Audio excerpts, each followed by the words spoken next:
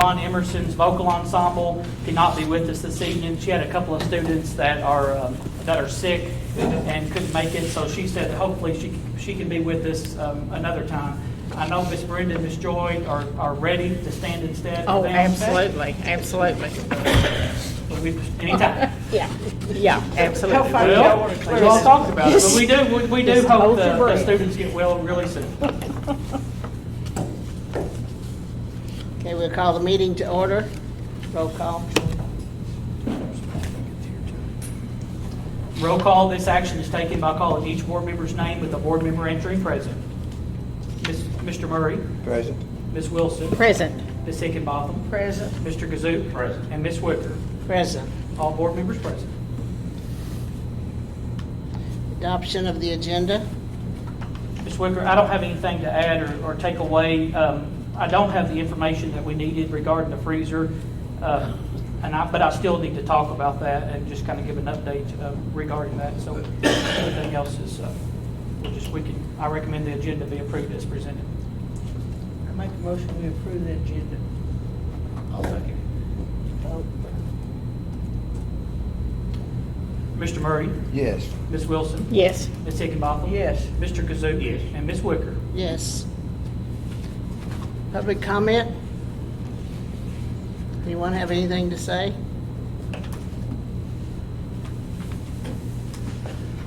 Okay. Russell County Education Association Certified Employee Recognition. Holly Pierce, Russell County Middle School teacher.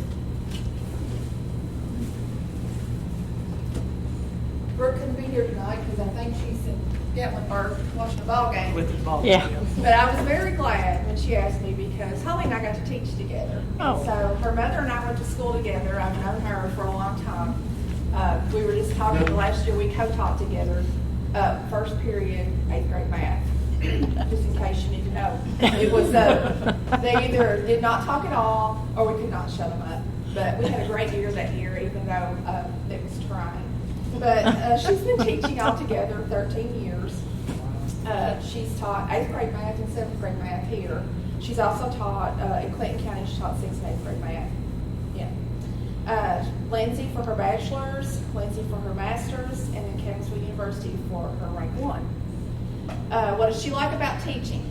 Seeing students' eyes light up when they understand a math concept is my favorite part of teaching. When you're a math teacher and they do understand what you're doing, you're just like, woo! Yeah. Hallelujah. She also is our CMS assistant academic coach, team coach, and then she spends most of her time outside cheering on her children. So she's a wonderful mom, wonderful wife and daughter, and I think a lot of her. And her favorite saying is one that we're all familiar with. I can do all things through Christ who strengthens me. So I'm very, very proud to give Holly our monthly award. And I told her she could talk all night long. Yeah. Sure. I just want to thank Russell County Education Association. I thank the Russell County schools. I'm so glad to be teaching here in Russell County. I think a lot of Luann. I think a lot of the Brooke. And I just want to thank you all. Thank you.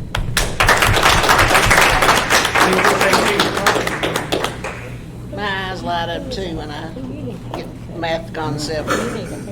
Yeah, I know it. Get me any credit for it. I don't think you would look We can ask you to come again. But you I don't know how on earth you'd do Mr. that. Carpenter. I don't know how on earth We you'd had do Ms. that. Wicker, was going to recognize Mr. Clayton Trosper, and Mr. Carpenter's here for that, but Clayton is not with us this evening.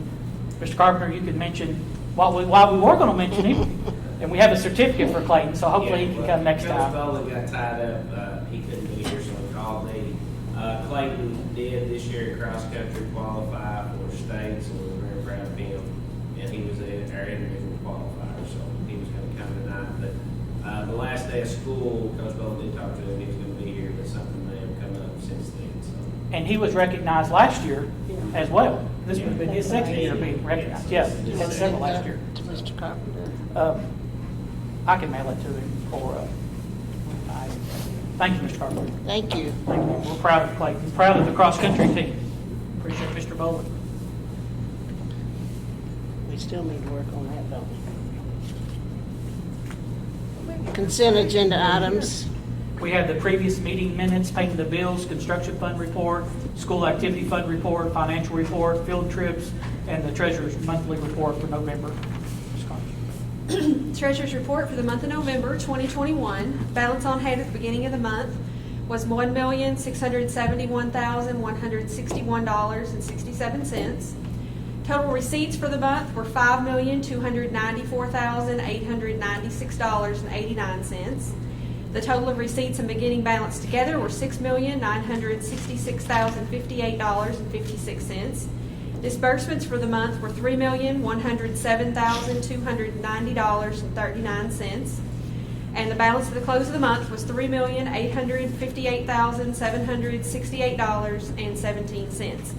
And fund balances for the general fund, Fund 1, $7,581,867.84. And special projects, Fund 2, negative $4,480,788.63. District activity, Fund 21, $7,800.64. Capital outlay, Fund 310, $140,952 even. FSPK Building Fund, Fund 320, $797,593.20. Construction Fund 360, negative $814,676.32. Debt Service Fund 400, $0. Food Service Fund 51, $622,891.74. Fiduciary Fund, Fund 7,000, $3,127.70. And the total cash in bank for all funds was $3,858,768.17. Fund 2, we got $4,775,898 from KDE on the 10th of December. So we are finally back even with all of our federal stuff with them. So we should be in good shape now with And the Fund 2. this has us almost close to being zeroed out a payment of all the bills with our ATC construction. So after that next reimbursement that we'll be submitting for that, there's very little. We have to have some retainage left just for some odds and ends. There's just a little bit of equipment left. And so once we get that reimbursement, that project is almost, it will be back up, and then that project will be coming to you all with some final BGs to close that project out. Yeah. And you may also notice that we now have a positive balance in our FSPK building fund. Of course, we got our first large tax collection from the Sheriff's Department in November, and we made those matches to that. And then, of course, that covered what we were over in debt service. And we should remain positive in that until the end of the school year now. It's just in the fall that we have that kind of time period where we have to spend a little more than we've got coming in, but it should be good from now on out. Thank you. So if there are no changes or amendments, I recommend approval of the consent agenda items. I'll make a motion we approve the agenda items. I'll second Okay. Mr. Murray, it. Yes. Ms. Wilson. Yes. Ms. Higginbotham. Yes. Mr. Kazook. Yes. Ms. Wicker. Yes.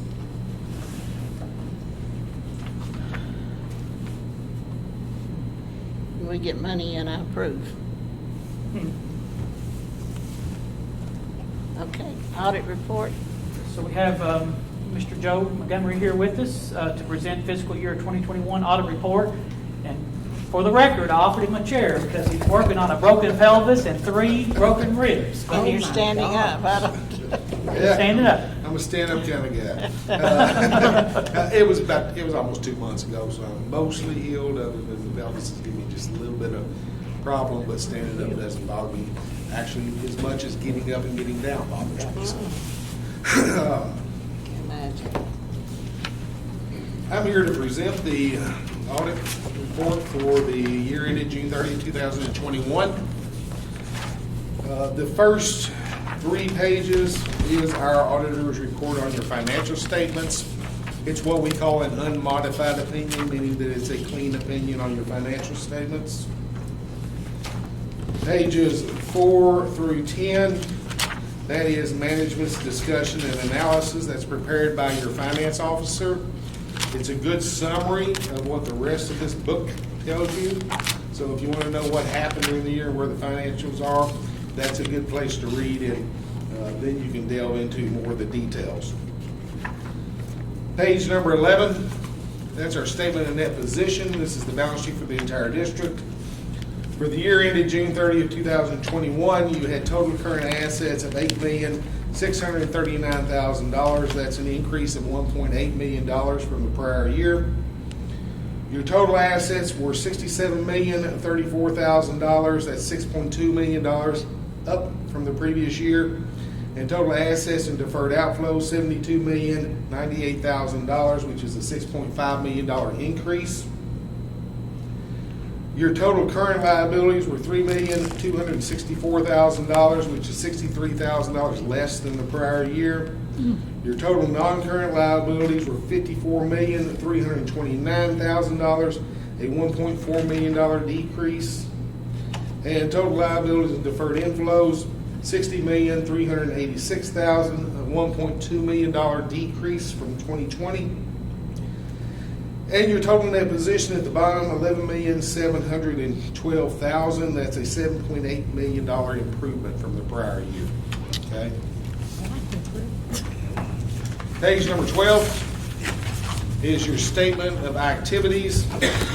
Total expenses for the year were $36,765,000. That's $1.1 million higher than it was in 2020. Your total revenues were $4.2 million.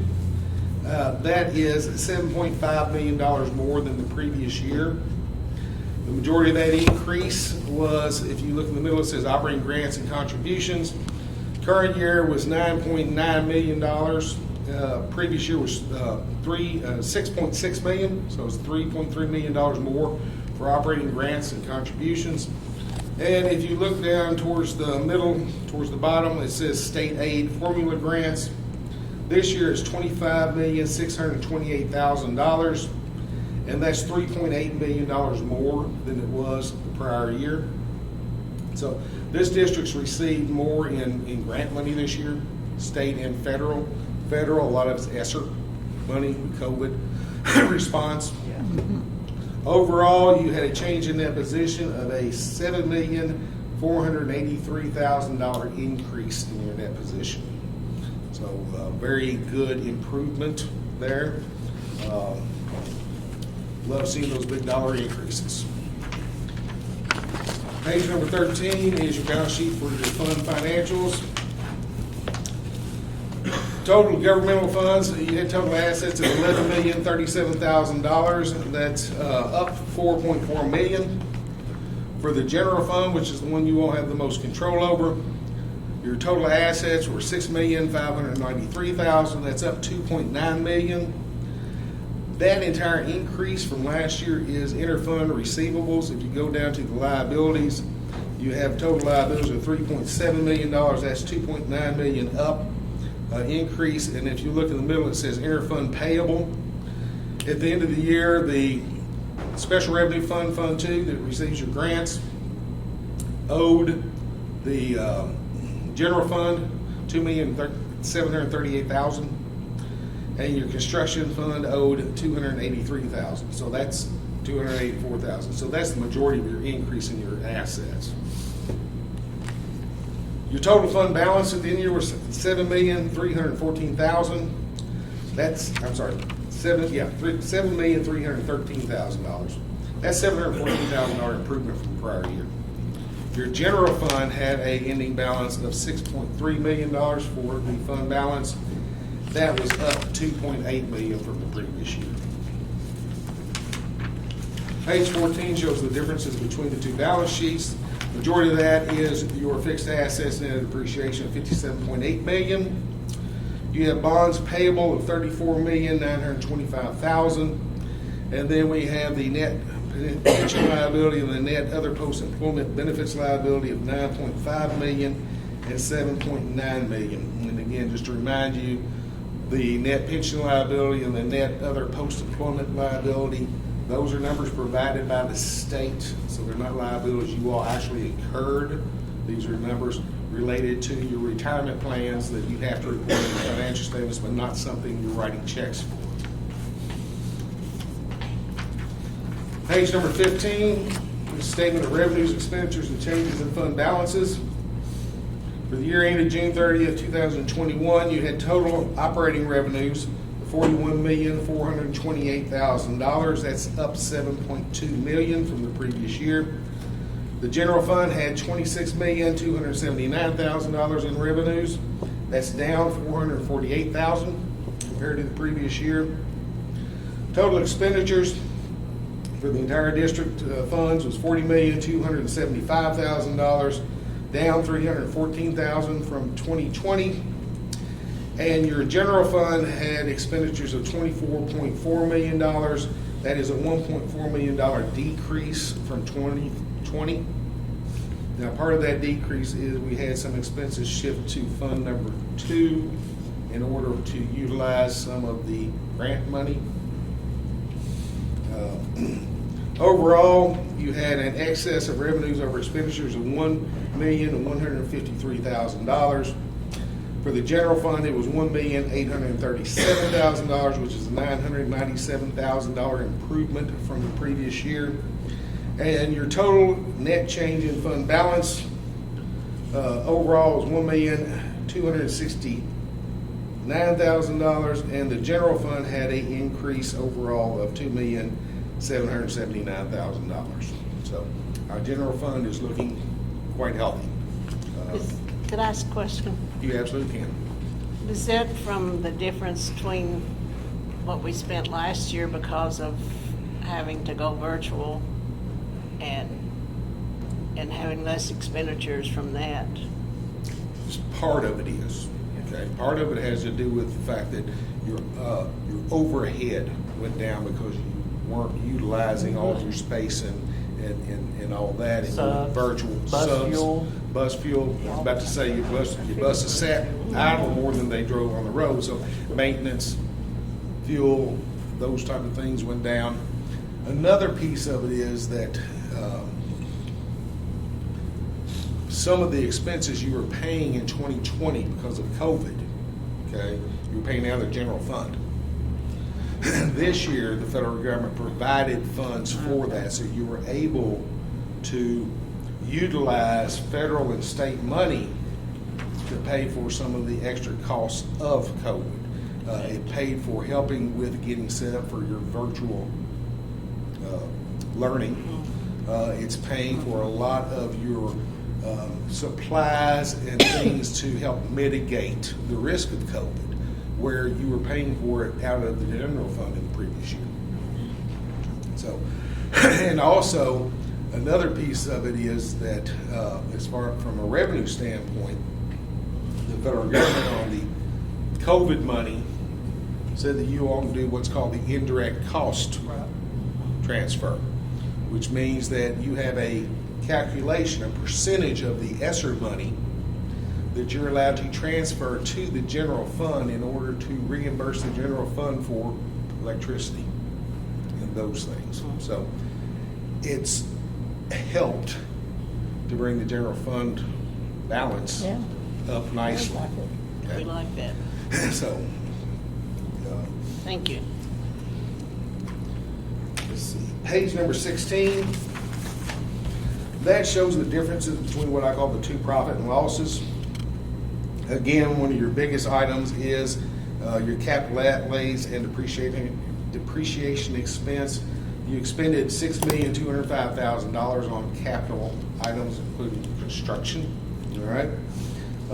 Net is $4,440,000. You paid down debt for $1,965,000 this past year. And then below that, we have some other sundry items, but one of them is cost of benefits earned net of employee contributions of $1,548,000. That has to do with your pension. Again, that's not where you're writing the check, but that's the numbers provided by the state. Page number 17 is statement of net position for your proprietary funds. This district has one, it's a food service, had total current assets of $624,000 at the end of the year. That's $377,000 more than the previous year. Total assets and deferred outflows, $1,951,000. That's a $418,000 improvement. Your total liabilities and deferred inflows, $3,661,000. That's $300,000 higher. And the majority of that increase was due to the net pension liability and the net OPEB liability. Your total net position was a negative $1,710,000, but that's a $118,000 improvement from the prior year. And the reason you have a negative here is because of the net pension and net OPEB liabilities. If we add those back, you would have about a $900,000 positive net position. So it shows a negative, but again, given numbers by the state that have to put in your financial statements, and when we do that, it drives that number down. Just on paper. Just on paper, exactly. Page number 18 is the statement of revenues, expenses, and changes in that position for your proprietary fund. For the year ended June 30th, you had total operating revenues of $38,743. That's down $89,000. The reason that's down is you were more virtual than you were live, so you had less kids in your cafeteria buying a la carte items. Okay? Your total operating expenses, $2,586,000. That's down $26,000 from the previous year. Your non-operating revenues, $2,666,000. That's a $443,000 increase from the previous year. And that increase is because you all did summer feeding all year. Okay, just like other districts, I'm seeing the same trend. Your reimbursement rate for summer feeding is higher than your normal reimbursement for lunches in your cafeteria. So you receive more federal money for the summer feeding program that you did all year than you normally would for lunches you're paying and you're providing in your cafeteria. And there's two parts to that. It's a higher rate, and number two, they reimburse you for 100% of the meals versus normally they reimburse you for a percentage based on participation. So that's a good number. And your net income for the year was $118,706. So again, we got a good positive number there going in the right direction. Page 19, statement of cash flows. Shows where your money came in, where your money went out. But overall, you had an increase in cash and cash equivalents of $370,000. So we had good positive cash flow for your proprietary fund. At this point, you probably think I'm going to go over every page, but I'm not. Good. They've had their hard copy. They've had their hard They've copy. had their hard copy for a few days, yeah. Well, I like to scare people, so. If you go to page number 32, this should be showing your debt. The top half of it shows just your bonds. For the year ended June 30th, 2021, you had outstanding bond principal of $34,925,000.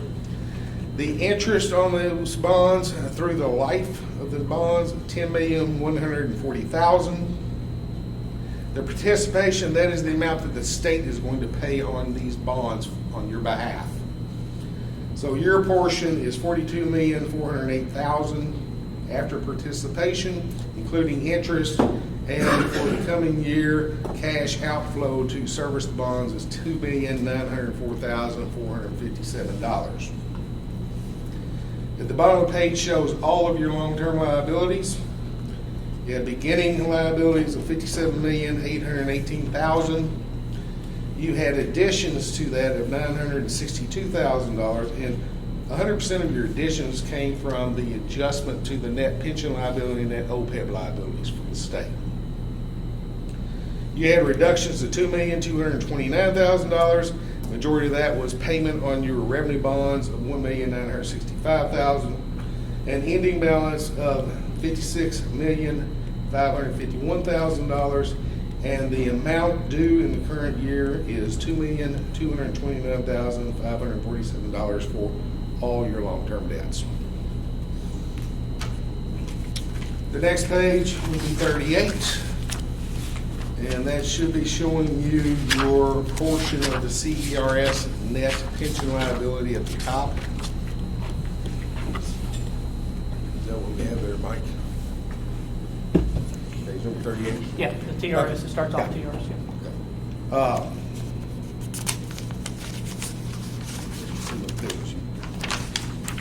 think I may be off a little bit. Future retirement. Should be here. Back there, page. But yeah, my 37 draft is then. gonna be one page off. Okay, so 37. Because this is the one that I checked into everything to before I gave it to somebody to fix the pages. At the top, it shows district's proportionate share of CERS net pension liability. 37. This is, again, I'm just pointing it out because this is the number the government, Page 37. state gave us, saying that on your county, on your classified 37. employees, that's the portion of unfunded or underfunded liability for just this district. It's $12,101,000. So it went backwards this year a little bit. In the lower part of 2020, the market's kind of dropped pretty hard because of COVID, and because of that, that's driven up these liabilities. Page number 43, which would be, I believe, 42 for you guys. 40. What page now? 42. Yes. In the middle of that, this shows your, what we call OPEB, other post-employment benefits for your teachers. Your portion of it is $4,912,000 of underfunded liability. Again, it's gone up a little bit this year, and it went up because of market conditions. Page number 48 for you. This is your OPEB, other post-employment benefits for your 48. county employee retirement system, your classified people. That is $3,809,000 for this district. Okay, so we've got some pretty good sized numbers there. You're not making payments on it. I don't know when the state is going to finally sit down and decide they're going to fix this, but eventually they'll have to. But I've got a district that you can put a 0 behind every one of these to see what theirs is. So pretty good sized numbers out there. Page number 52. At the bottom, it should say note O on behalf payments. Okay. I always like to point this out.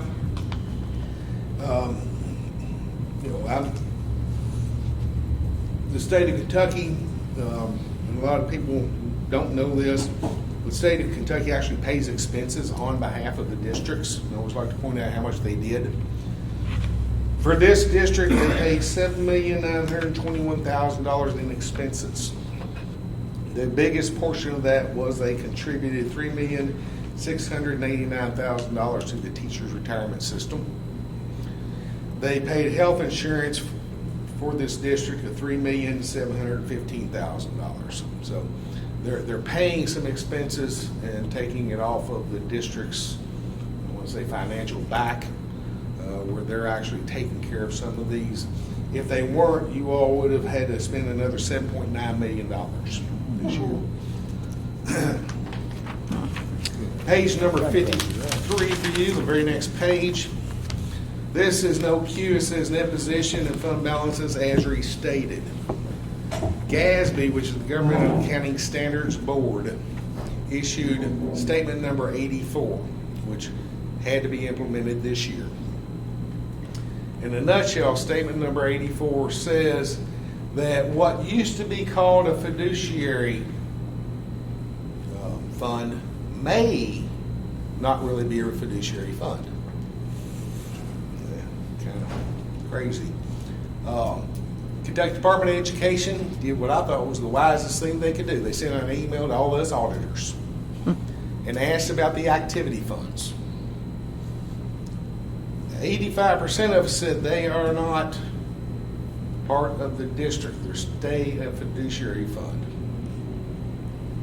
because you all don't control them. And that's what GASB 84 said. Do those charged with governance control the funds? If they have control over the funds, then they have to become part of your financial statements.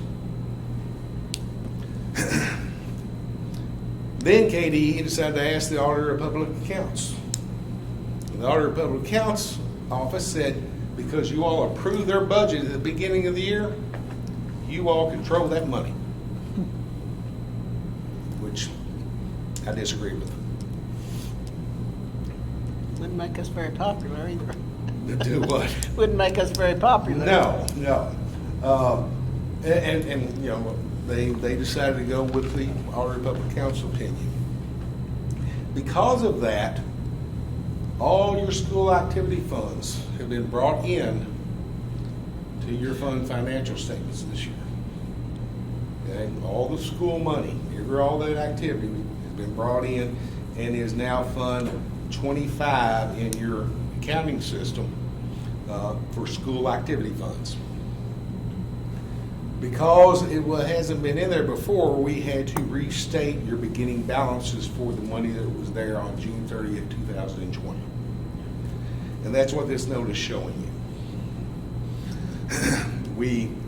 At the end of the year, last year, your governmental activities had $5,780,500 in net position. Governmental funds had $5,767,000 fund balance. Implementation of GASB 84, we're increasing both of those by $277,312. Does it provide any value? No. Because again, you still do not control the money. The argument on our side was Kentucky state law controls the money. The Red Book governs the money, and you must spend the money for what it was collected for. So, again, for some reason, they decided not to ask my opinion. Well, they asked, just didn't take it. Well, they asked, but they pretty much Just ignored didn't take it. it. Just like home. Just like everybody else. It should be page number 75. It's a 2-pager. This is what we call the SEPA, Schedule of Expenditures of Federal Awards.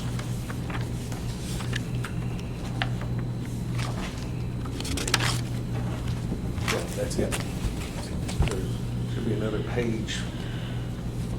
Nope, there you go. Yeah, there it is. Yeah. It's this one and the next one. 76. Yeah. So you're back in line with me.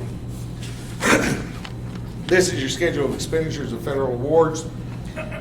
This shows the federal programs that this district runs.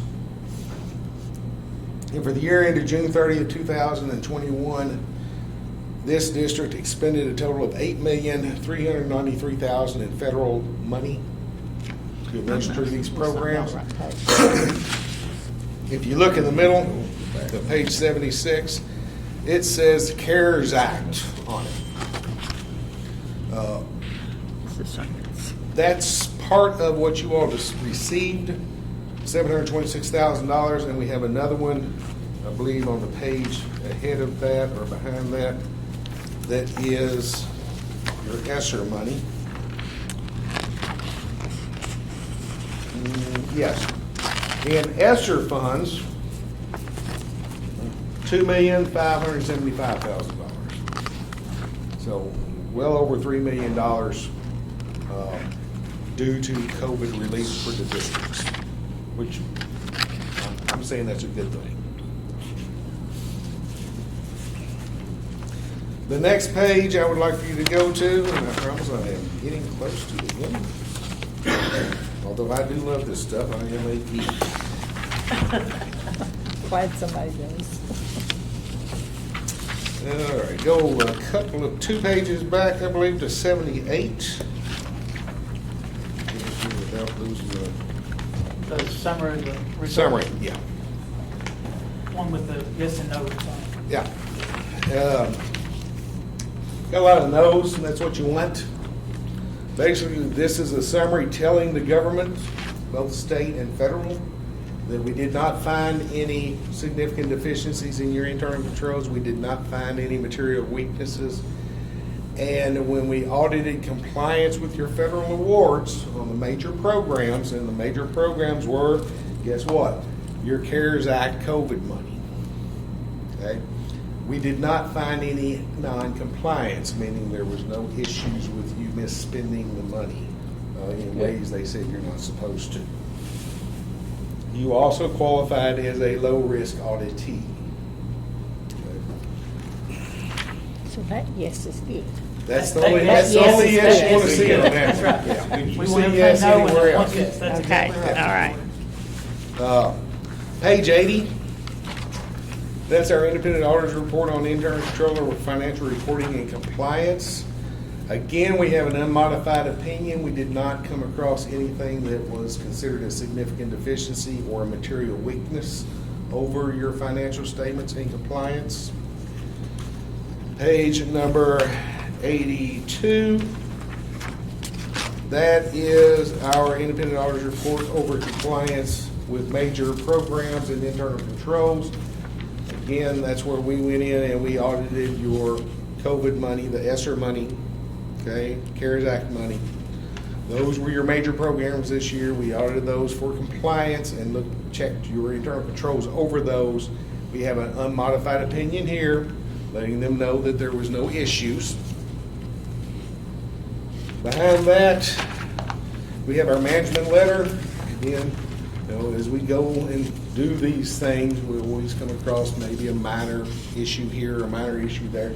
Normally, it's human error, but we always put it in here to let management, superintendent, finance officer know, here's something that happened. It needs to be addressed because what we want to prevent is for it to become a systematic problem. Because if it becomes a systematic problem, then we get what we call a significant deficiency or material weakness in control. So these have been addressed, and then we will look at those again next year to see if they have been corrected.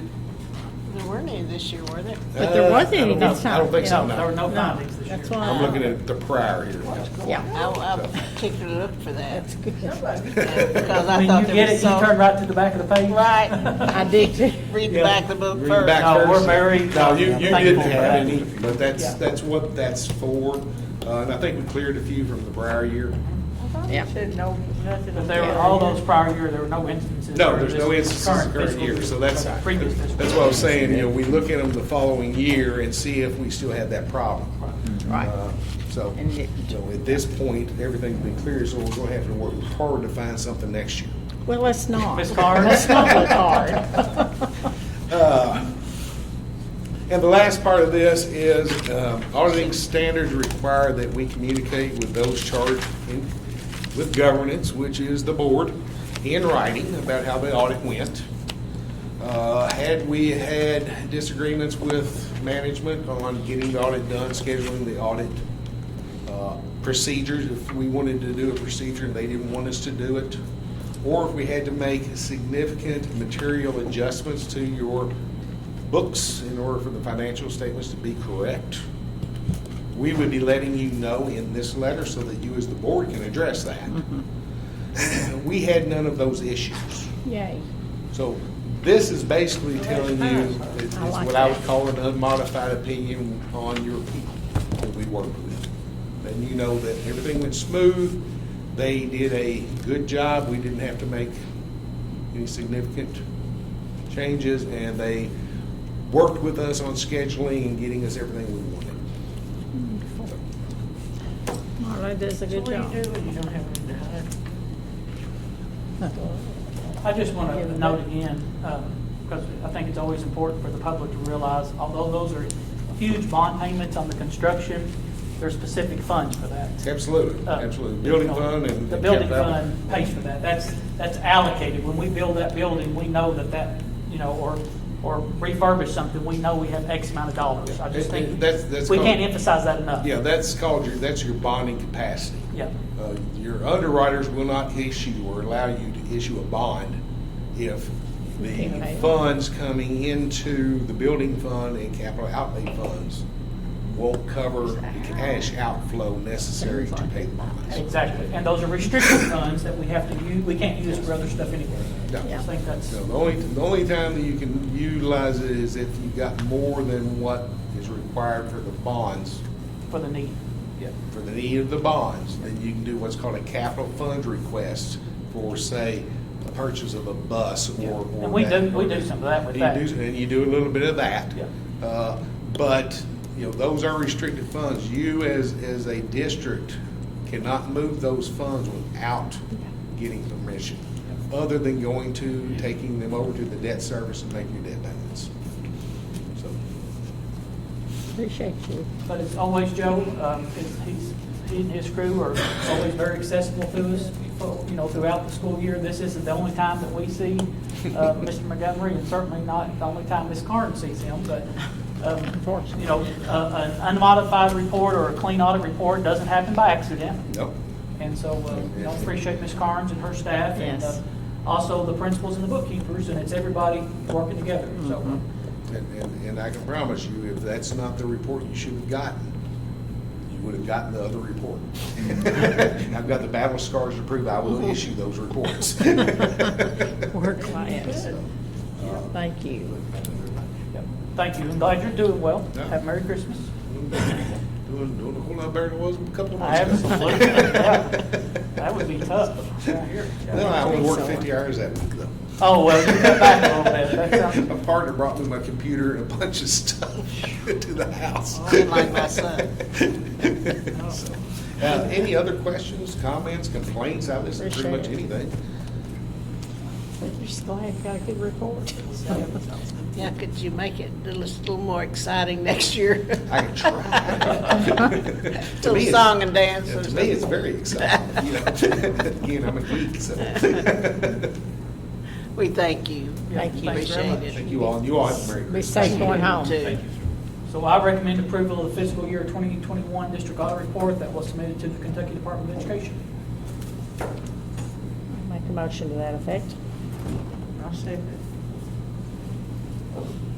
Mr. Murray? Yes. Ms. Wilson? Yes. Ms. Higginbotham? Yes. Mr. Kazook? Yes. And Ms. Wicker? Yes.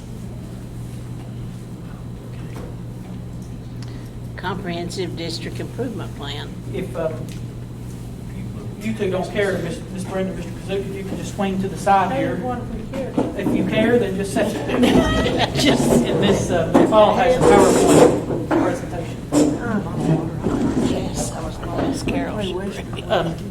Anybody else want a bottle of water? Mr. Kazook? Ms. Brenda? Ms. Oh, Joy? is that right? Mr. Murray? Yes. No, I'm fine, thank you.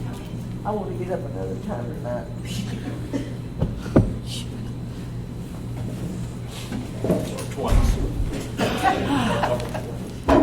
Thank you. You want any more? No, I'm fine, I've got, thank you. Thank you, Ms. McFall.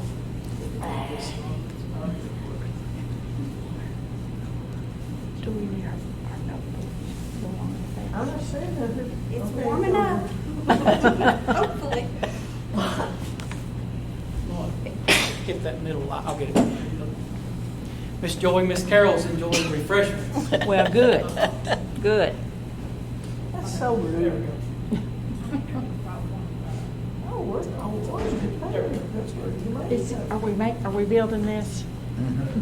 So- No, this is not. Surprise for tonight. That put a grin on Mr. Murray's face. I think where did you make it? This is something I've been working on with the architects for the ladies. Yeah. Get that on record, John. You mean you got a green out of it? That would be nice, wouldn't It would. Look, I couldn't believe it. Can't wait to hear talk about that on the radio. So I'm going to give a brief overview this evening of the Comprehensive District Improvement Plan. You know, everything has an acronym, so this is known as the CDIP, and this is for the 2021-2022 school year. And they've had the complete copy, of course. Yes. Mr. Paul, yeah. So all this is in the yellow, it shows the timeline. There are 4 phases for the CDIP, and over to the right is what the schools are required to do. So the characteristics are very similar. Obviously, the district has a few more things to complete. So if you look at that timeline real quickly, in phase 1, basically all that is just an assurance saying, hey, we looked at the timeline, we know when things are due, we're going to do it. So phase 1 is easy. When you start getting into phase 2, the needs assessment, this is basically a narrative, and it's a description of the data that you review, like our Kentucky Summative Assessment data that we talked about last month. That this year, because there was no accountability, you know, it's just basically a temperature check. But we've also, like this year, By the time we started doing this, we had our data analysis day. We had already done our fall benchmark, so they look at those scores. And you can even bring in data like attendance or behavior or social emotional learning, whatever you think it is that's affecting your school and you need to look at, you need to analyze, you need to dissect and come up with a plan to measure the teaching and learning environment. So that's basically what the needs assessment is. This year, they added a template that made all schools in the district to look at the 6 key core work processes. And within these 6 key core work processes, there are questions that if you answer them honestly, which is very hard to do sometimes, it will give you direction in how to make improvement in your school and in your district. And when I say honestly, I don't mean that people are lying, but sometimes you think, yeah, we're doing this, but then you have to put the evidences in there. So that's where it really gets critical. If you can't prove it, you're probably not doing it. So this is an excellent addition, I believe, to our improvement plans. The safety report basically verifies if schools have their emergency plans in place, if they've practiced weather and lockdown drills. So just basically lots of dates and things like that, saying that you have done these things that you're supposed to.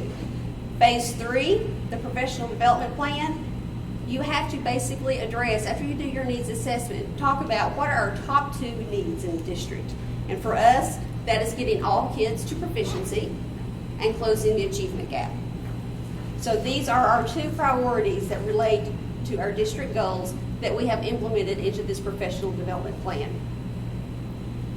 The executive summary basically is another narrative, and it provides the opportunity to share unique features of your community, maybe challenges you face, and there's also a section in there that you can talk about notable achievements in all the schools as well as the district. So the superintendent gap assurance, it's basically something simple that just says, are all your schools closing the achievement gap or not? And we have some schools that have closed it in reading, maybe not math, vice versa. So you just have to upload that information to show the state where you are at as a district. The C-DIP is obviously in phase 3, and we'll talk about that just a little bit more in detail in a second. And you can see that phase 4 does not need to be done until May the 1st. So that includes, this is something new this year, an English learner plan for the districts, and then they call it the continuation of learning plan, which we know that as NTI. You mean January the 1st? Right. January 1st. Okay. We have January to May to Yeah, get those okay. things done. Okay. And then the progress monitoring, this is just basically a living, breathing document. Hopefully it is not something that people do, schools and districts do, put it on the shelf and don't look at it again until next year. Because the whole point of this is you have goals you want to reach and you have strategies and activities that you're trying to implement, and the hope is you go back and you're checking throughout the year to see if it's working or not. And if it's not, you can change it, because this is a living, breathing document, so it can be changed at any time. There are required goals for the district. The district does 6. The proficiency, the separate academic indicator, the achievement gap, and growth. Those first 4 apply to the elementary and the middle schools. The high school has to do the first 3. Growth is not a factor for them. But then they also have to do transition readiness and graduation. And this will make a little bit more sense when we look at the goals. Just like we talked about last month when we were talking about the Kentucky Summative Assessment, obviously in 2020, we did not even have an assessment. 2021, we had one, but there was no accountability. So they said basically it's a temperature check. So they gave us some guidance on how to use those scores. Same thing with the CDIP. They gave us some goal setting options. So these were the 4 that we had to choose from as a district. And we came together, we talked about the pros and cons, and we decided on number 2, the one that's in red. The first one, where it was talking about using your own formative and summative assessment data, we felt like between all of the schools, it was just a little, obviously convoluted. There was not enough consistency there for us to feel like this was a good way for us to go. The second one basically said you can go back to your previous goals and you can update your objectives. So basically you can go all the way back to 18-19, the last time we had what we would call a normal test, and basically update the objectives. And then your goals are 3-year goals. The other two, obviously, that we didn't choose was to use the data from 2021, which they basically told us you can't compare to anything. Yeah. So we didn't even really know how that was an option. So we scratched that one off. And implementing statistical projections. A very complicated process. And basically, we thought the accuracy might just not be there for us. So that's the one we chose. Go back to 1819, use those goals, update the objectives. So this is the first goal in the CSIP. This is our proficiency goal. And you can see there in the red, it addresses the elementary, the middle, and the high school. The proficiency goal is for reading and math only. And basically what that does is we assume 2% growth every year. So for a 3-year goal, that is reflecting 6%. The second one is the separate academic indicator. This one is also for elementary, middle, and high. So the first one's for reading and math. The second one is addressing social studies, science, on-demand writing. The third one is growth. Growth is basically, it's a little confusing when you sit down and you're really trying to figure out this and you're trying to project how many kids you need to grow, you have to meet your goal. But it basically combines reading and math in the elementary and the middle school. Again, high school is not accountable for this goal. And if you are making progress toward proficiency, then your percentage increases. So if you've got a kid who is novice high and they move to apprentice low, you get some credit. If you have a kid that's apprentice, they move to proficient, you get some credit toward this. So again, it's a little confusing when you're sitting down to figure it out, but it can be done. Goal 4, the gap. And you can see that I have a little disclaimer there in red. This is another one of the adjustments that KDE allowed us to make if we chose to do so. But basically they said you don't even have to create a goal for your gap group. As long as you update your yearly objective, that's fine. However, I went ahead and listed that because I'm thinking if this is a living, breathing document and we're wanting to see our subgroups, because that's also a goal for our professional development plan, we want to see the progress of our students with disabilities, with our English language learners, with our students who are economically disadvantaged. So I went ahead and put that in there just so that we would have that frame of reference. Goal 5, transition readiness. This is just a high school goal. And we talked about this last month as well. And basically, this is just kids who earn a high school diploma and they meet one of the type of readiness factors, which is either academic or career. And the last one is the graduation rate, which again just applies obviously to the high school. And this is the percentage of students completing the requirements for a Kentucky high school diploma. And you can see there, I think it's very interesting, our 3-year goal is for 100% of kids to graduate. And you may think that that's unrealistic. And we talked about last month that our graduation scores or rate in Russell County went down a little bit, but obviously it did all across the state. Yeah. But still higher than the state average. Oh, but it's still higher than the state average. But we have been right at 99% before.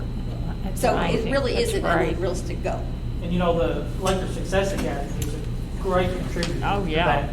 that graduation as well, because it gives kids options. Right. So basically, there are our 6 goals that are included in our CDIP. And to just summarize all of those, our areas of improvement are obviously to reduce the achievement gaps for a disability, for our economically disadvantaged, and our English language learners. We want to increase proficiency for all students, not just in reading and math, but all content areas. And, you know, obviously when you're doing that, you're also reducing your novice. And the last thing that we have addressed is increasing our ACT scores. So what are we doing to try to improve these areas? Like I said, it's that continuous analysis, because, you know, we have one big test at the end of the year. So you can't just wait to the big test at the end of the year. That's why we have our benchmarks, fall, winter, spring, so that you can see where your kids are performing at. It also includes classroom formative and summative assessments. Are they understanding? Are they mastering those standards? Naming and claiming kids. Making sure that students are moving to the next performance level and you know who those kids are and you're targeting their instruction, and you're individualizing it for I think the them. conversation that's had with students in their schools is phenomenal. When they know where they were performing, Right. where they did perform, and what they need to perform at. When, staff has that conversation with them is so important. And that's the next bullet right Oh, there. okay. Because the goal setting. This is for elementary, all of them. Right. Okay. Everybody.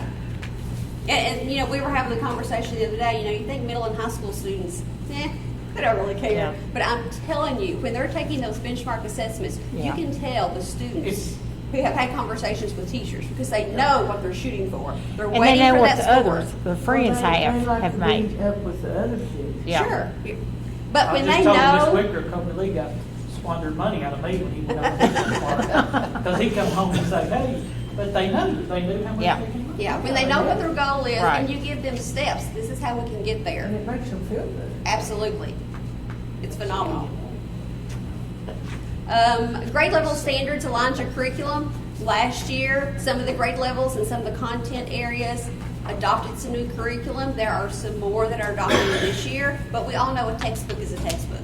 Yes, it can be aligned to the standards, but it takes that human, that teacher, to sit down and look to see how closely they are aligned with the curriculum and what adjustments they need to make sure that they are really teaching the grade level standards to the kids and helping them master them. Also, just doing high yield teaching strategies, really questioning the kids, getting them engaged, letting them apply the knowledge, not just doing the worksheet. PLCs, getting your teachers together and talking about these things. Where are our kids? What are we doing that's working? What do I need help with? These are the standards I was supposed to teach. This is how I taught it. Here's my assessment. Might be good, might be bad, but having those discussions and learning from each other is invaluable. After school ESS and daytime waivers for remediation, reteaching and tutoring, response to intervention, collaboration with special ed and regular ed teachers to increase student achievement, and our whole child supports, which is, our Healthy Kids Clinic, Youth Service Center, the new SEL programs that we have in place, all those things to support the child. So in summary, I think this is a good piece of evidence to show that it takes everyone working together to ensure student success. That's it. Maybe I can get back to the beach picture, I don't know. Oh, that's it? She referenced the whole child there at the January school board meeting. We're going to have some student representatives of the high school Sources of Strength Club, or group, that's going to come and talk and just kind of tell you what they're doing. That's good. She's done. See, I It's great. I hadn't heard that till I was on the radio the other day. Oh, it's wonderful. The guidance counselors and Miss Sherry Coffey's kind of heading that up at the high I school. assume they And it's great. It's all, most of it's all peer led. Yeah. It's really nice. Oh, when they were at the radio station. Yeah. Yeah, because they did were a there. wipe drive. Uh-huh. Yeah, yeah. Mrs. McFall, we appreciate all the work you do. She does a great job.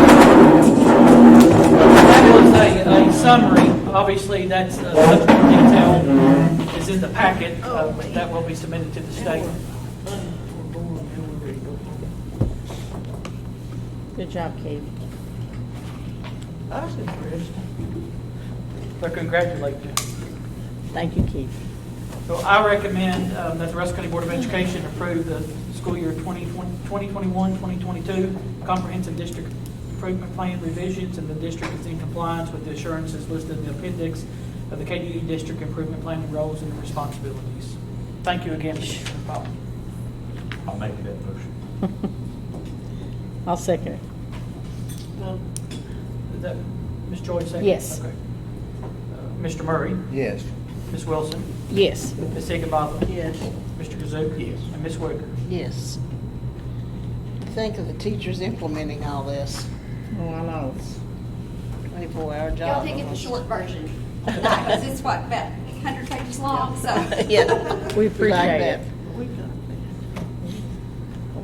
Okay, next is the comprehensive, no, we just had that. We just Russell did County that. High School ANC paving and drainage project. So on our project that was allocated, we had about $25,000 in contingency funds, $25,291 and a nickel. If you all approve this will, of course, it wasn't included in the original scope of the project, but on the back hillside, there's one more drainage outlet that's up at the top instead of being down at the bottom. And again, it wasn't included in the scope of the initial work, but this would put the drainage pipe, extend the 18-foot of pipe and take it out to the drainage. If you'll look at the on the proposal request, it's 18-inch pipe for a 100-foot linear foot down to the outlet, and then have a 20-degree fitting with the band on it. We've had everybody to look at this and review the prices. It's a total of $5,996.56, but that will have that entire hillside behind the high school free of any of the drainage outlets, and every one of them will be down there at the bottom, at the base of the hill. It also helps with the erosion control, because you don't have all that water coming out right there. It's piped to the bottom. It's cleaner for mowing and everything, and we still, like I said, have the contingency that was in there that would afford us to do this project. So I recommend approval of the proposal request number 3 for the Russell County High School A&C paving and drainage project, and authorize Superintendent Ford to complete the necessary change order. Again, I don't know how any way else to explain it, except it takes the drainage that's at the top of the hill and will take it all the way down there to the bottom. Is it down there where the soccer field is on further down? No, it's down there, but it will not bother that. Okay. It's still on the hillside, but it'll take it down there below, about where the greenhouse is at, Okay. down that hill. And Okay. it'll take it down There's to there. nothing back in there? No, it takes it down there to the base. Okay. And will not, they're aware of where the soccer's at as well. Okay. It will not take that water out to that field. Okay. So that's over here in this, where we put that, whatever it's called, on the side. That's kept that water that's over there now. The curb. Road. On the curb? Curb, Yeah, are you talking about by the bank? yeah. Yes, there is one. Oh, that's a game changer. That is, I'm Yes, telling there you. is one area now. Some of this you don't really know until it rains and you see how water is going to pull. There is one drainage box on the bank side.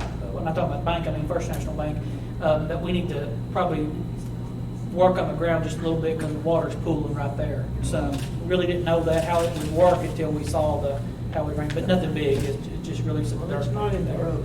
No, it's not in the It road. used That's to so be, yeah. clean, It it's used to not a be, mud yeah. hole. I've got so many compliments Yeah, on that our used to parking be lots big. and Yeah, a lot, yeah, drainage yeah. area, even behind back. Yeah.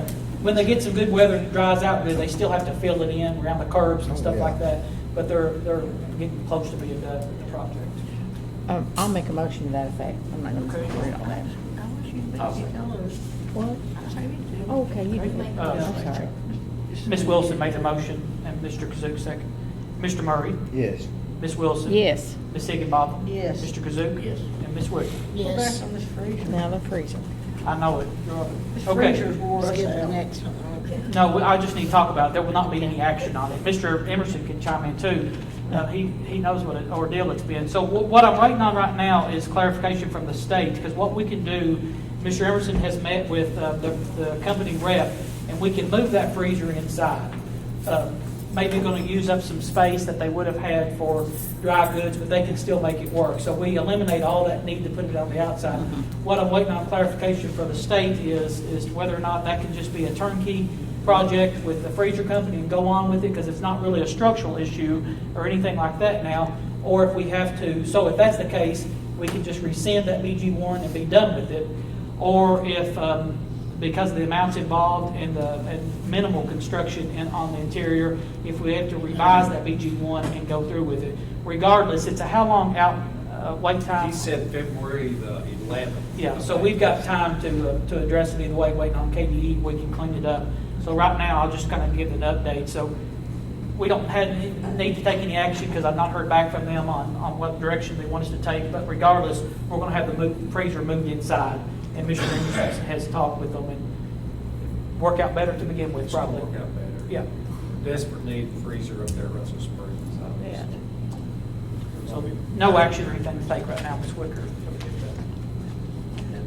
Next is continue with allocations for additional instructional assistance and intervention remediational positions.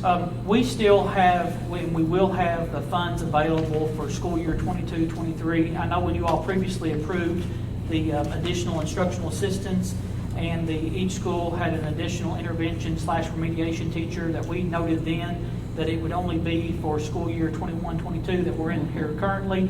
But we are absolutely confident that the funds will be there for 22-23, again, using stimulus funds.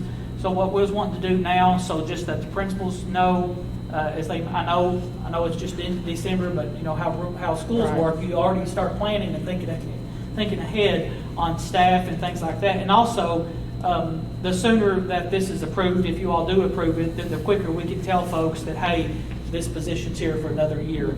And so we can continue to provide these the positions. If you recall, we had the additional instructional assistants equal to each school's number of first grade classrooms, but it was up to the school to decide where they needed them the most, and then they had that additional intervention teacher. So I recommend that each school continue to be allocated an additional certified teacher and an additional instructional assistants for use in the primary grades equal to the number of first grade classrooms per school for the 22-23 school year. So this is just telling the schools now that they can continue to have that allocation with your all's approval. The funds are there. It's using the stimulus funds. It's not general fund or anything like that. It's just I the make same. that motion. Okay. I'll second I'm freezing. Mr. Murray? Yes. Ms. Wilson? Yes. Ms. Higginbotham? Yes. Mr. Kazook? Yes. Ms. Wicker? Yes. And I told the principals that we would present that at this board meeting and then let everybody know. I don't know. Go back to that. Is that the substitute teachers and all that too? It's down here at 21. Contract approval, Family Resource and Youth Service Centers. The one above that, number Oh, okay. 15. Memorandum of Agreement for Jamestown Elementary Schools Resource Officer. Sheriff Poston told me to tell you all, thank you. He had another obligation and couldn't be here this evening. But I met with Mayor Shear, Sheriff Poston, County Attorney Kevin Shear, myself, and Chief of Jamestown Police, Jeff Kearns, kind of came together and talked about this. As you all know, we did not get the COPS grant, the Sheriff's Office. 2 of our resource officers are funded with the COPS grant. But coming up with a plan for all 4 entities, the Russell County Fiscal Court, and Judge Robertson was there, Russell County Sheriff's Office, the Board of Education, and the City of Jamestown, for this interlocal agreement to where the officer would be an officer employed by Jamestown PD, which I have no issue with that. That's worked well in the other places where, for instance, we have an officer at the high school that's employed by the City of Russell Springs. But then we would all share in the cost. If you look on page 2, on the source of funds, Russell County Board of Education yearly obligation would be $5,932.50. That's a pretty good deal. That's a fabulous deal to have a full-time resource officer in Jamestown and us only pay $5,932.50. Again, I cannot say enough, I cannot brag on them enough that we have a fiscal court, that we have a sheriff's office, that we have a Jamestown City Council, and then working with Mr. Shear's county attorney to help draw up the paperwork, that we can all enter into an agreement and note those amounts there that we're each responsible for to provide a resource officer in Jamestown. It's outstanding. I just appreciate those entities and our relationships that we have. So, again, payment of funds shall be delivered to the City of Jamestown. So again, this will be a Jamestown police officer. We just pay our portion of it. And then it's a sworn officer. Of course, Jamestown is in the Jamestown city limits. Right. And Mr. Hoover's reviewed this today, went over with it. He has no issues with it. And this will be in effect, it will go into effect January 3rd, 2022, which is when we resume school. For that, Wonderful. For the year. Wonderful. So we're very excited and again appreciate everybody coming together to provide this. That will have a resource officer. If you all approve this at every school. That is wonderful. We really just good. And I know Mrs. Blankenship will appreciate it as Oh, well. I imagine. So I recommend approval of the 22-23 interlocal E91 agreement with the City of Jamestown, Russell County Fiscal Court, Russell County Sheriff's Office, and Russell County Board of Education. That's been approved by the Board Attorney. I make a motion we accept it as presented. Thank you, Mr. Murray.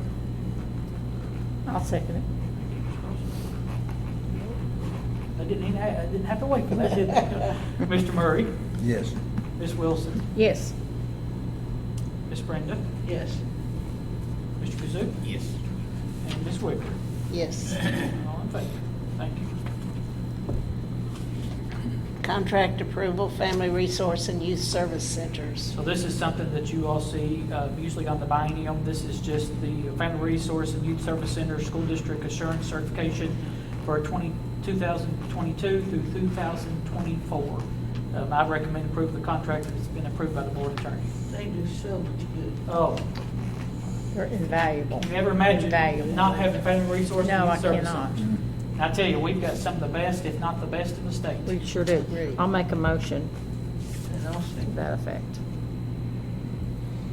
Okay, Mr. Murray, Yes. Ms. Wilson. Yes. Ms. Higginbotham. Yes. Mr. Kazook. Yes. And Ms. Wicker. Yes. And I tell you, the Family Resource and Youth Service Center folks, it's 24/7. I Yeah, oh, promise you, yeah. we can get a hold of them anytime. All You know. weekend, everything, Yes, yeah. yep. Shortened school day and/or week. No, you skipped one. Did you? Georgetown College. fixing to fire. Georgetown, I'm trying to get through I fast. think you are. I'm not even. Georgetown College Student-Teacher Agreement. That reminds me when Miss Brenda said if they couldn't sing, then how quick did we want to have this meeting? Because she Yeah. could clear the house if she sang. The following is a student-teacher agreement with Georgetown College for the 21-22 school year. They're going to be placed this spring, aren't they, Miss Rita? Yes. they are. So I recommend approval of the student-teacher agreement with Georgetown College for school year 21-22 that's been approved by the board attorney. I always appreciate these agreements because everybody has to have their start and everybody has to have the opportunity to do their student teaching, and this affords us that opportunity with Georgetown College, so they can place student teachers in our school district. I make a motion to approve Georgetown College student teaching agreement. I'll second You do have to start somewhere. Mr. Murray, Yes. Ms. Wilson, Yes. Ms. Higginbotham, Yes. Mr. Kazook, Yes. Ms. Wicker. Yes. It's been a while, a long time with Georgetown, isn't it, Ms. Rita? Yeah. Right. Of course, we're kind of out of their geographic area. Yeah. Shortened school day and/or week. All of them living as Georgetown is. Local boards of education must approve requests for students to have a shortened school day or a week. The decision is determined by the needs of the student. The documentation, including the board's recommendation, is then submitted to the Kentucky Department of Education. Again, as I've told you all before, it's retroactive to the date that they had the ARC meeting.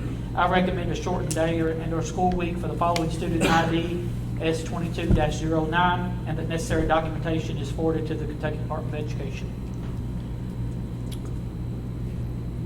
I'll make a motion to that effect. I'll second it. Fred. We are trying to get done. Yeah, I know what we are. Mr. Murray, Yes. Ms. Wilson, Yes. Ms. Higginbotham, Yes. Mr. Kazook. Yes. And Ms. Wicker. Yes. Well, we didn't know what else we did. Regular local school board meetings. So this is essentially keeping our board meetings as they were for this previous year. We always run them through January of the next year.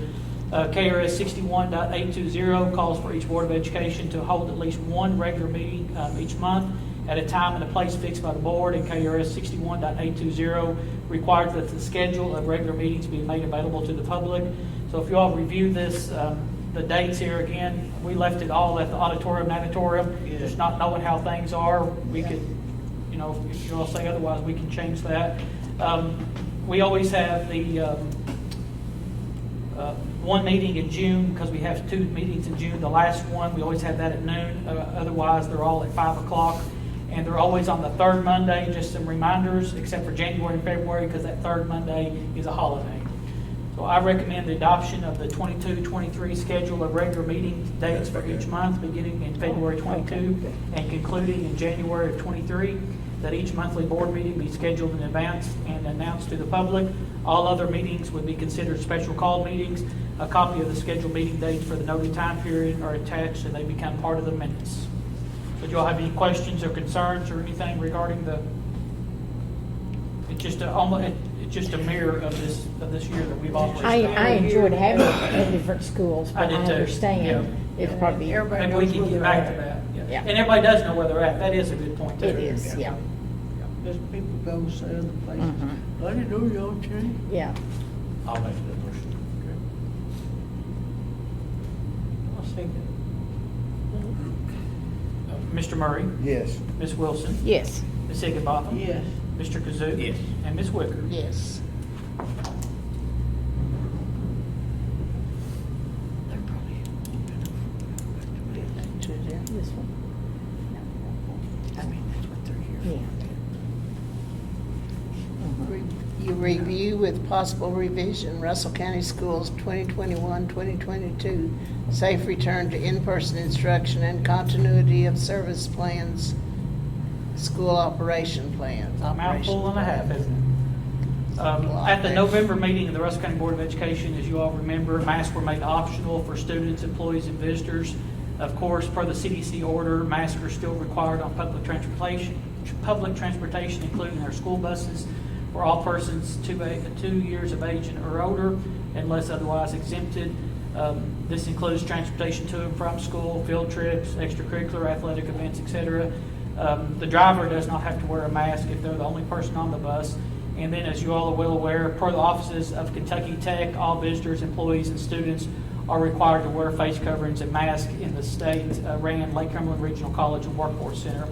Our current safe return to in-person instruction and continuity of services school operations plan, of course, was attached for your review. And at that last meeting, it was November the 15th, all of the mask part that we had in there previously going to the metrics and things like that. So it was just amended to read that masks are optional but encouraged for students, visitors, employees. Of course, under that universal masking, it was noted in the plan about the buses and the Kentucky Tech and, of course, our school nurses. Just some data, just a little bit of points for you all to consider. I don't have any recommendation. I don't recommend at this time that we go back to mask. I would just recommend that we keep mask optional. I know this can be reviewed at any time, but just a little bit of data. Our incident rate for Russell County on November the 15th was 31.9, and in December the 20th, right now it is at 41.4. Inside the school, as far as positive cases, at the November 15th board meeting, we had 10 students that were positive, and we had 3 employees. At our last day of school, of course, it will not be updated while we're out of school for Christmas break. We did have 26 positive students and just 1 positive employee, so we did have a little bit of gain, but there is a little bit of gain everywhere. Miss Patty Meese and I have talked so much about this as we get the information in from families. We're not really seeing Keith and Wade and I are in the class together, and Wade comes in almost 9 times out of 10. It is outside of school associations, it's family meetings and things like that. We've just not really seen that outbreak or that growth in numbers inside the school since any of this. Don't get me wrong, we have higher numbers, but it's not being traced back to school. There are some, inevitably, that probably did come from school. The most have been, as previously, had been in some athletic events, but we've not had, we've not had a basketball game yet that's had to be called off. We've had some other teams that didn't get to come here that we've had to play, but we've not dealt with that specifically, maybe a little bit of extracurricular. So at this time, I know there's another variant, and good Lord knows how that will turn out. But right now, and talking to the principals and some other, I'm really comfortable. My recommendation right now is to leave mask optional. Again, something else may change going forward, but Is our county still in the red? it is right now. Some do, yeah. You see a lot of people still wear it. Some do, yeah.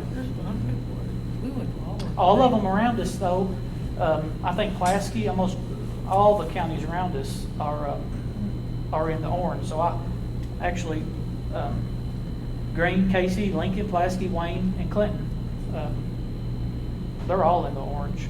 So I hope that orange gets on over to us. But it's not, we've not really had an issue. Right now, everything's been pretty solid.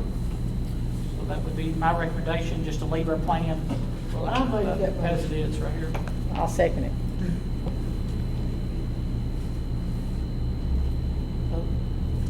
Mr. Murray, Yes. Ms. Wilson? Yes. Ms. Higginbotham? Yes. Mr. Kazook? Yes. And Ms. Wicker? No.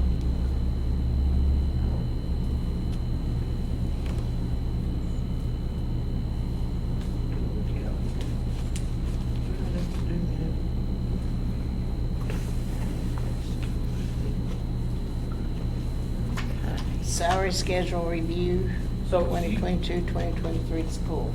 you all had asked me, Ms. Wicker, you in particular, had to get some information for you all regarding substitute teacher salaries. On the one that was in your board packet for review, it included all of the counties contiguous with Russell County, so we touched these counties. The one that we just got last night, actually, from our co-op, because they do a comparison salary, and we hadn't received it yet, so I emailed John and on Friday, and he actually sent it last night. That's what I passed out. That's what I passed out this morning. So some of it has a little bit, some things I want to draw your attention to in particular. So rank 1 is a certified teacher. That's the highest you can get is your rank 1. And then our ranks go from rank 1 of 105, rank 2 to 99, rank 3 at 94, and rank 4 is what we refer to as emergency teachers, is at $89. And you can see all of the other school districts and what their rates are. Like for instance, in Adair County, their rank 1 is 110, and then that's the only one that is higher than we are, except they specifically note retired teachers receive 110. Now that could be different for some of us because not all of our teachers, when they retire, are rank 1. Ms. Reed and I have kind of talked about this before because we're kind of surprised sometimes that teachers maybe have a rank 2. Yeah. And so, but they specifically note if you're a retired teacher, you get the highest rate at 110. I kind of thought that was neat. Clinton County, it goes anywhere from $87 at their rank 1 to 110, depending upon their years of experience, and then their rank 4 is 85 to 108. Casey County, rank 1 is $97, and their emergency goes down to 77. Pulaski County, their rank 1 is 105, and it goes down to rank 85 and 80, depending upon their emergency status. And rank 1 for Wayne County is 115 to 143, again, depending upon your years of experience. Somerset Independent is 110 to 90, and Cumberland County is 90 to 77. I won't read all the specifics of that. 3 counties of that you noted, their rate goes up, or 2 of them, if you're in that position. Let's say when I was first out, I didn't get hired. I subbed for Mitzi Stevens at Russell Springs Elementary School during her maternity leave, so I was there for a number of time. Under this model, after X amount of days, you would go up to a higher rate of pay. If you're subbing for that teacher, so some school districts do that, continuous. And then all of these other substitute teachers are a lot of districts to the west of us because our co-op's in Warren County, and they get all these districts' data, and then they provide that to us. Here's some things to keep in mind. Like for instance, Ms. Tanya Rexroads, I don't know if she's still here right now. Okay. Title I budgets. Okay, so we have people working in their schools right now that are retired teachers.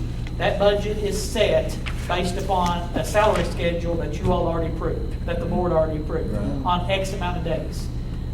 If the salary schedule were to be changed now, somebody's going to lose something somewhere in the middle of the school year. Joe's not here now, but it's not a good time, as much as we appreciate it, it's not a good time to mess with salary schedules in the middle of the school year.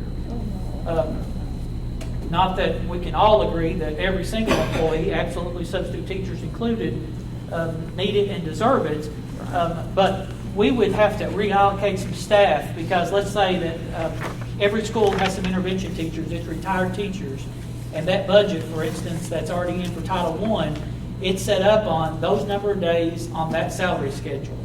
So that budget would have to be done again, and that money would either have to be some days taken away or taken from something else. And that's just one small example. Another one I want to draw your attention to, of course, I met previously with bus monitors and talked to them.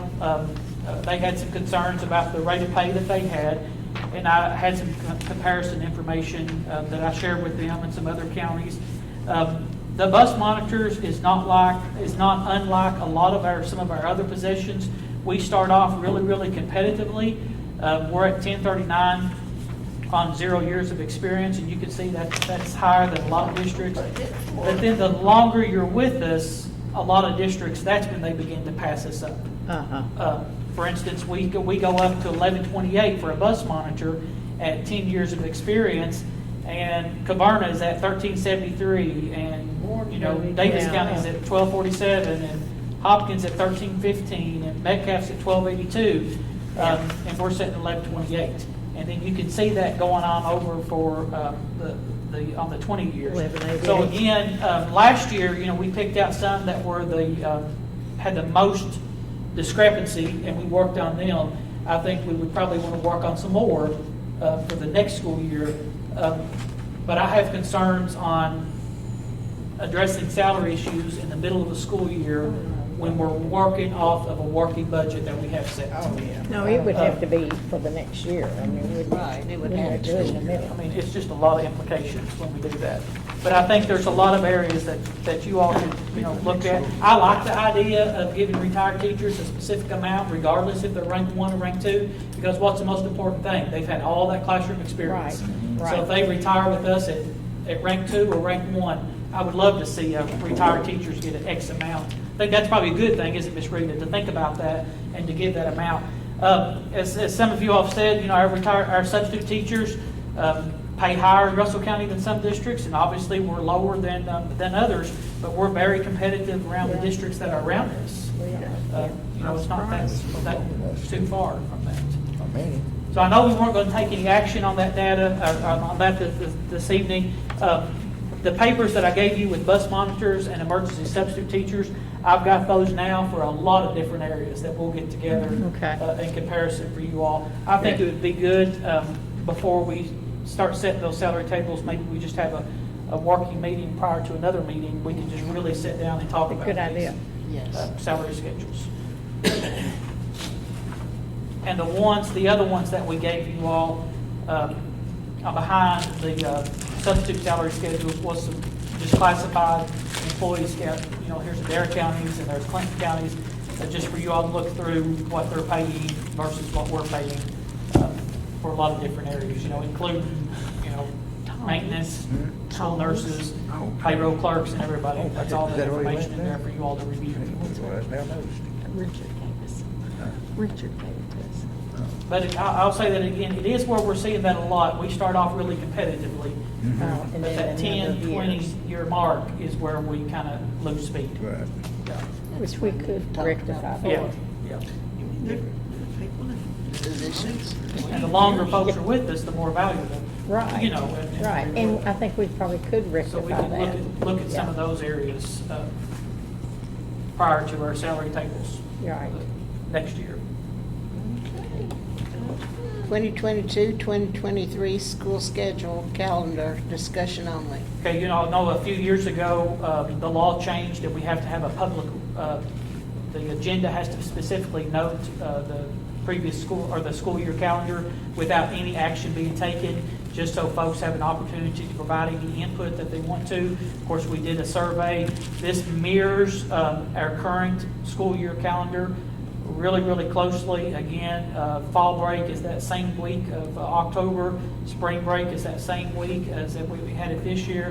Let me just go through this. We've had a calendar committee that you all previously approved. The calendar committee met, developed a draft. We sent it out to everyone. We took input on that. And then during the subsequent board meeting, we have to hear it today. And typically, at the January school board meeting is when I would bring it to you all for official action.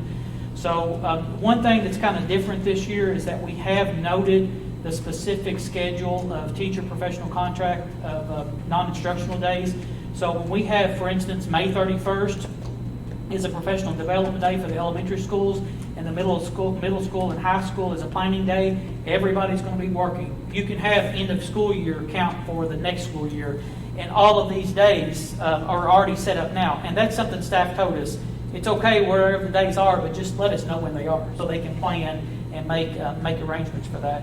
So I really appreciate the input that we had from that, and working with Ms. McFall and the curriculum team, and Ms. Bulls and Ms. Dick and Mr. Bell and folks, and meeting with our principals. So that's worked out really well. And on the calendar, we would have our first instructional day on August the 17th, and the last instructional day would be on May the 25th. So just almost mirrors this year. Some days that are always important to note: Veterans Day, you all put it in policy that we do not have school that day. Thanksgiving break, everybody always wants that Wednesday off. And Martin Luther King Jr. holiday, that's a required state holiday, as is Labor Day. And then we typically always take off President's Day as well in February. Just some closing notes on that. The calendar that has the color dates on it is some placeholder dates as well. So I really appreciate the calendar committee. I think Ms. Brenda can testify to the fact it went really well, didn't Ms. Brenda? I know she was representing you all as a board member. Did you represent us well? I tried not to Really well. embarrass you. Okay. I'm glad. But it went really well. So no action, of course, Ms. Wicker, tonight. And the reason we're doing it early, that was a request a few years ago. People said you could do it Yeah. earlier, because we have a lot of businesses We got in this people county that want to fall that break. they need to know those dates early, Yeah. because they have to request them. So the earlier the board can approve it, then we can move on with it. Okay, Keith. Food service adult meal prices. And Saved gets you to till say last. something. They have that too. And Did they get it? They got Carol, Carol. she I said don't it- have it. She said it wasn't in there, so I had her go make copies. I don't have it. I couldn't get that to come up. I couldn't get mine to come Probably up. your book. Oh, I thought I attached it. Well, it's just a summary. It's all right. It's a summary. Why we had to increase the I probably- prices Okay. there.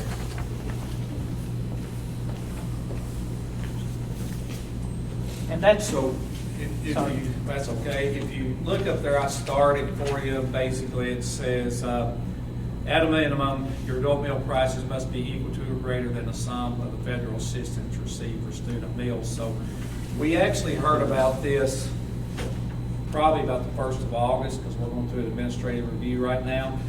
So actually, we went ahead and upped their prices then. So they went back and forth there for a week or two, wasn't for sure what the price was going to be. So we went ahead and set ours where it needed to be, which is at $4.60 for lunch and $3. $3 for breakfast, which was from last year for lunch. That's an 85-cent increase for lunch and a 75-cent increase for breakfast. But you know, like usually when adults purchase food at school, they usually just get an a la carte item. They usually don't purchase. but there's nowhere you could eat and get what the cafeteria staff feed us Right. for $4.60 or $3. Right. So we went ahead and changed that, because if we didn't, it would be a finding for us. So we just finished up our review this past week, actually. So we'll get the report hopefully in January and 1st of February. But if you basically just get this sheet here, and it says up there at the top mid-year, so it actually went into effect that everybody had to have it done starting in January. But we went ahead and changed ours because our reviewer told us if we didn't, it was going to be a finding. So Don't want that. any questions about that? And there's no action to take. It just has to be reported to the board. And it was attached on there. And what's on there too, if you want to look at the bottom, just so you all know, when we serve a breakfast, that $2.47, that's what we get reimbursed per child for eating breakfast. And for lunch, it's $4.32. And we chose to do the seamless summer option just over the NSLP, just for the fact the reimbursement rates are higher. And I guess you heard Marla give the report there on our balance. We're doing really well this year, but that's a significant increase over the NSLP rate. So we're doing pretty well this year. We would like for our participation rates to increase a little bit. I just looked at November before I came in here, so it was 85% participation rate for lunch and 65% for the district for breakfast. We're not where we were before all the pandemic, but, again, we battle the high school all the time, getting those kids to eat breakfast. It's just, it is They just don't eat here. it is what it is. So we've done one of everything to try to encourage them to participate, but it is what it Do is. a song and dance routine. They go through a lot of places. I know my kids. But the elementaries do outstanding job, and actually, the elementaries probably have increased a little bit, because I don't know if you all know or not, but we're actually taking the breakfast to the rooms. So that's what the principals wanted, so that's what we're doing. I think it helps on. We the started that discipline. last year, and the principals talked about how, The discipline. yeah, and Oh, students were well, so I'd much say. more focused instead of going to one large area. Yeah, And so it they would went be on to the better. classrooms, and it has been, we'll probably do it next And I can year. understand it's going to be in Russell Springs. As a for former years. elementary school principal. Yes. Everybody being in the gym before we get started and get Yeah. wound up Oh, and get yeah. back to the room, settle down. So I understand exactly where they're coming from. Yeah. But do anyone have any questions about the increase in meal prices? I think I'm gonna come up here for breakfast every morning for $3.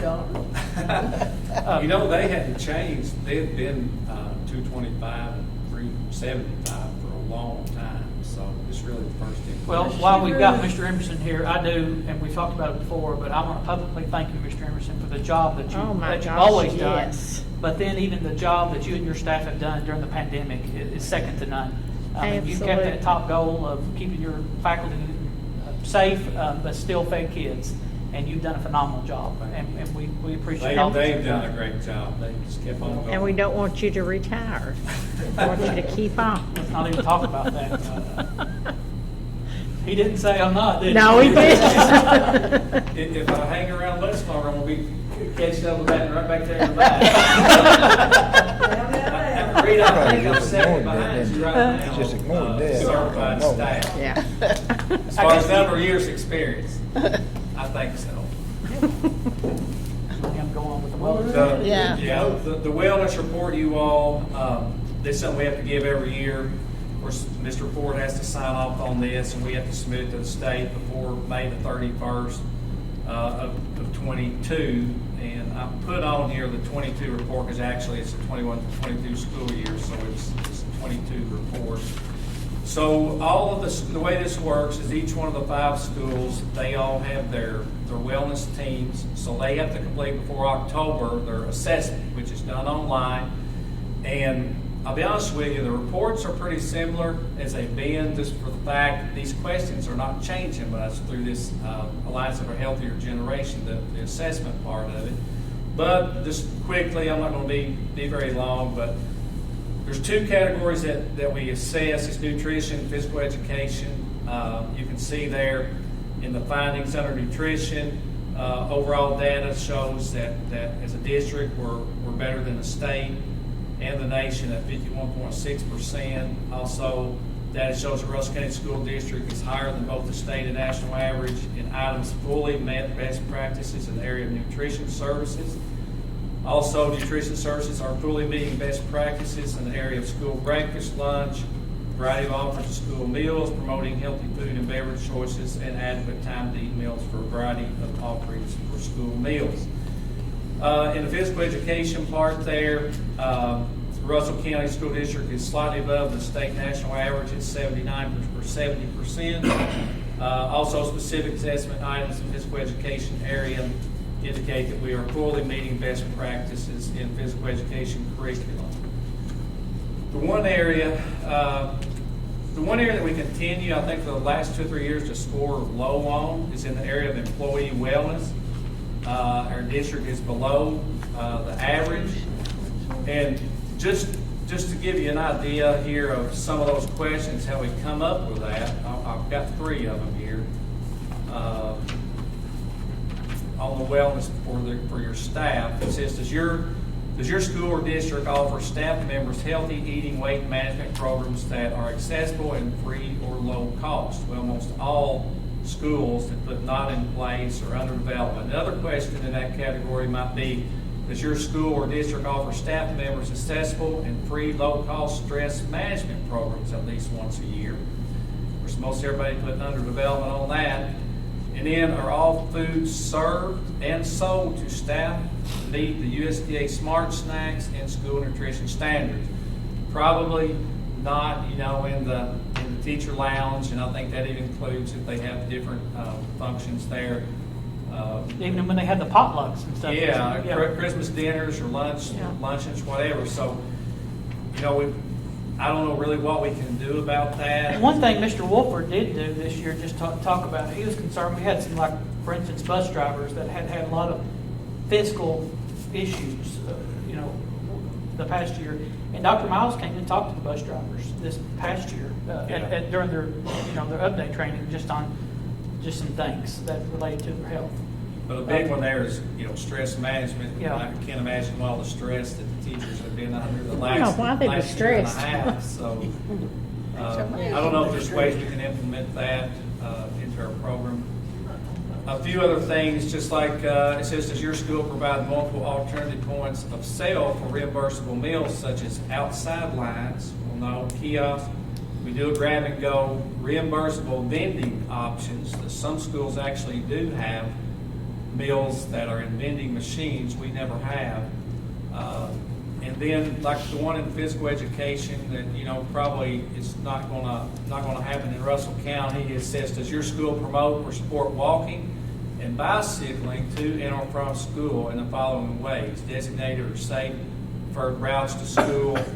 Living in a rural area, we're not going to have any kids riding a bicycle. So there are some questions that they've been on this survey for several years now, and I just don't know really how that we could address that. So basically, to sum it up, specific assessment items in the area of policy and environment show that more attention is needed to parenting strategies, counseling, family engagement in school decision making, and community involvement in health initiatives. Each of our 5 schools have wellness committees that meet on a regular basis to identify areas of each needed area, rather. And, for the most part, all the schools, it's basically about the same. But the plans are updated and revised based on their individual school assessments. They're generated through the Alliance of Healthy Generation. And all schools completed their assessments this fall, and that's basically what this report is about. So, and again, ways we need to look at addressing employee wellness. This area of assessment that indicated we are below the state and national percentage. So those are things we'll continue to work on, but we have a great wellness committee and really good representatives from each school. And we would encourage more community participation. It could be just some more awareness, with their insurance, Mr. Emerson, they pay through the WebMD coaching. Right. You can have a coach. Well, we did, some of them noted the, what is it called, that through the insurance where they go get their BMI and all that. So some of them are counting that as part of it. So. Is that what you're referring to? Yeah, part of that's included with that. Yeah. But you can actually have with their insurance, it's through WebMD now, a health coach. Or they can focus on stress or losing weight or diabetes, whatever issues you are. But I don't know, maybe, I need to take advantage of it, but maybe people don't really are familiar with it. I saw you look over there. Unless there's a bear, I'm not really. I know some of the fitness centers that used to offer discounts there at one time. I don't know if they're still doing that or not. Well, you can do payroll deduction through one of them. And retired teachers, they have the silver slippers and all that. Silver slippers, sneakers. To get in the walking steps and stuff. Yeah. And look at Lindsay. But we appreciate you, Mr. Emerson, and all that you do. with Yes, your we staff. do. Appreciate you all. Thank you. Personnel reports. Malia Coffey hired at James Elementary School, the RTI position. David Williams hired Russell Springs Elementary School instructional assistant. Brian McClanahan hired Russell Springs Elementary School custodian. Jedi Webb was hired as the middle school, we just failed to get that on there prior, assistant football coach. Ryan Richardson resigned, Russell County High School head football coach.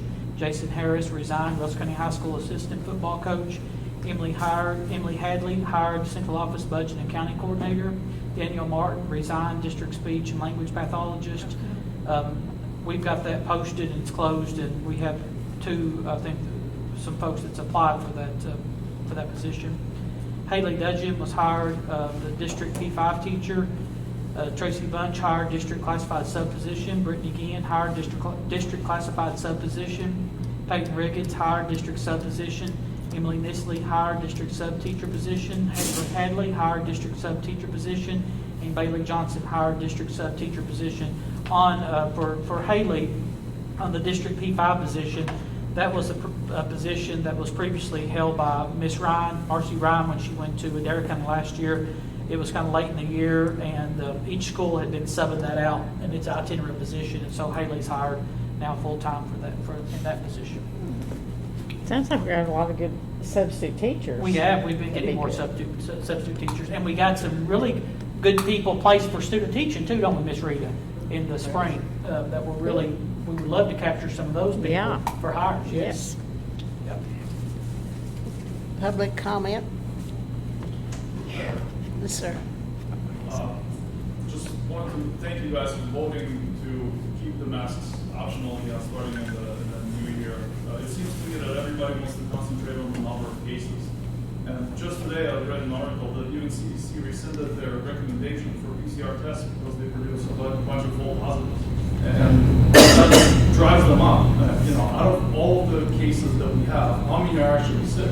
Nobody knows that. And everybody just continues to look at those cases. And I mean, since you're the only one who voted to get kids to wear masks again starting the new year, I wanted to find out where yours was. We voted at one time to, when the county was red, we would wear masks, and I still believe in that.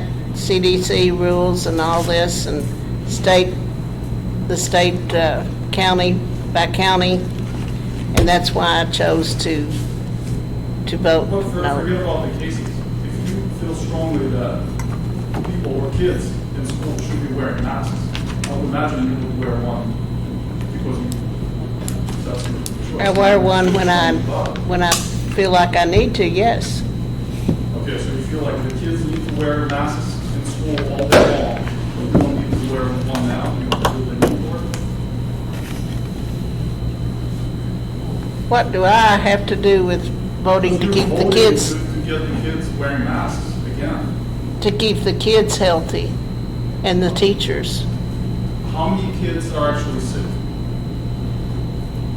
Sir, I can't give you that information. I don't know if Mr. Ford has it. I don't have a definitive number of how many are symptomatic. I know we have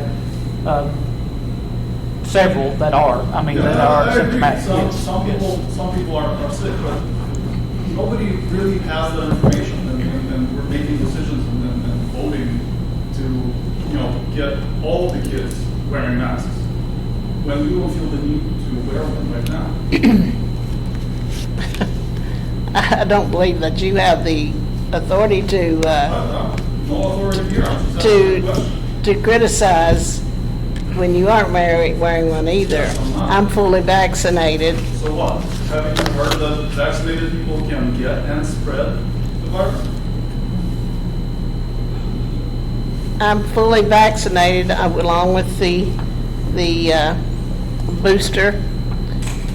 And yes, it's a possibility, but I'm not being around anyone closer than 6 feet.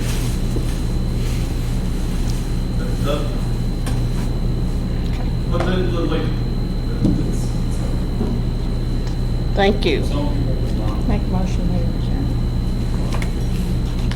Miss Joy, who made it? I was telling Brenda. Yeah. She said, yeah, I'm done. I make a motion, we adjourn. second it. I'll second I'll it. second. Who seconded it? I did. I'm sorry. All in favor? I was into, she beat me to it. Gerald wanted it. No. Miss Carol and I have you all a small little token of our appreciation back here. On the back, it has the card with your name on it. Not interested. All the money.